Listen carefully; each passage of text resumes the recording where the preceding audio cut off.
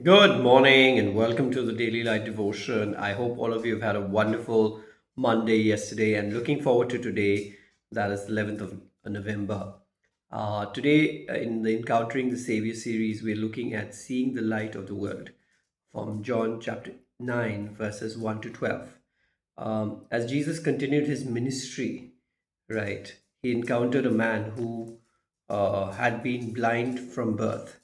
Now, a life defined by darkness, limitation, and recognition, right? So the disciples saw him and immediately asked him who sinned, and this man or his parents, that he was born blind. They viewed suffering through the lens of punishment. And yes, people are born with disabilities, unfortunately, because of the original sin.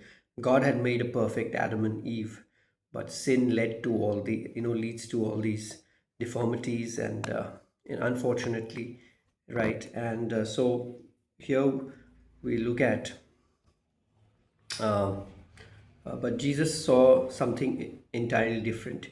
He saw divine opportunity, not that the man was cursed by sin, but life ready to be revealed by God's glory, right? And when the world sees failure, Jesus sees purpose, and every broken situation becomes a stage for his light to shine and him to get glory. So verses 1 to 3 says, Now as Jesus passed by, he saw a man who was blind from birth. And his disciples asked him, saying, Rabbi, uh, who sinned, this man or his parents, that he was born blind? Jesus answered, Neither this man nor his parents sinned, but the works of God should be revealed in him. So Jesus corrected their deep misconception. Not all suffering is caused by personal sin. In this man's blindness, right? Yes, it is caused by the original sin, but it's not by personal sin all the time, right? But he was more focused on how this man is going to get healed and God's going to get glory, and God's glory will be displayed through the healing. What looked like a tragedy was actually a divine opportunity, right? So we don't need to be quick to assign blame in times of suffering. God can use even our pain as canvases for His power, right? Verses 4 and 5, it says, I must work the works of him who sent me while it is day. The night is coming when no one can work. As long as I am in the world, I am the light of the world. So Jesus was deeply aware of his mission and time. Day symbolized the season of his earthly ministry. Night referred as the coming time of rejection and crucifixion. Yet while he was present, his light dispelled darkness everywhere he went. And walking in the light will have us, walking in the truth, right? So we need to make our days count for eternity.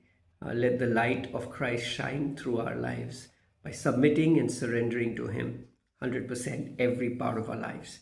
Verses 6 and 7, when he had said these things, he spat on the ground and made clay with the saliva, and he anointed the eyes of the blind man with the clay. And he said to him, Go wash in the pool of Siloam, Siloam, which is translated sent. So he went and washed and came back seeing. Jesus used the unexpected method of mud and water to perform a divine miracle.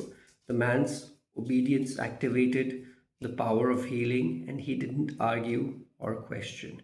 He simply obeyed and was transformed. So, obedience, even when we do not understand, opens doors for breakthroughs.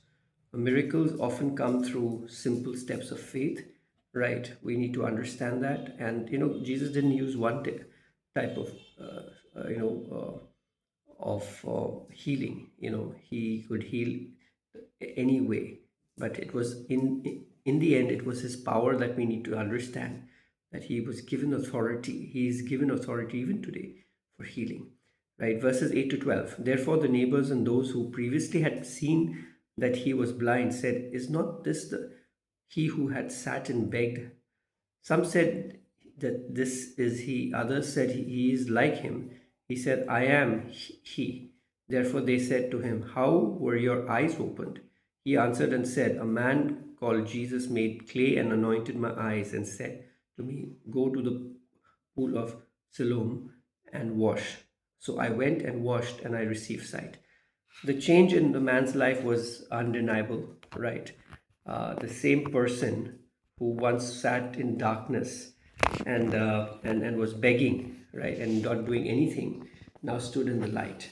A living testimony of God's power, that he didn't yet know Jesus fully, but his experience declared the truth, a man called Jesus. So when Jesus touches our lives, others will notice it, right? Our transformation becomes our testimony. So, what are some of the life applications? We need to see every challenge as an opportunity for God's glory to be revealed. Stop asking why and start asking what. What is God going to do through this? And we need to obey and surrender uh, God's instructions, even when they seem strange and simple. So when God says, pray for this person who is in a wheelchair, we've got to take authority, if it may be in the public place, right? So we've got to be sensitive to what God says. Let our lives be a testimony that points others to Jesus. The glory belongs to God. It's not for us, right? And shine His light boldly. The world needs to see the difference that Christ makes in everyone's life, because salvation is for every person who believes, right? And one of the greatest ways to see a miracle happen, a person's life change. So there are moments when we may feel that the man was born blind, unseen, overlooked, or surrounded by darkness. But remember, Jesus sees us and he knows our story, our pain, our potential. We've, so the same Savior who opened the blind eyes can open closed doors, restore what's been lost, and turn our darkness into light. So our obedience today may unlock the miracle we've been waiting for. Keep trusting the one who said still sends his power to those who believe. So what started as in brokenness ended in brilliance here, and that's what happens when Jesus steps in. So I hope this encourages you today. Have a wonderful Tuesday. I will see you tomorrow. Bye.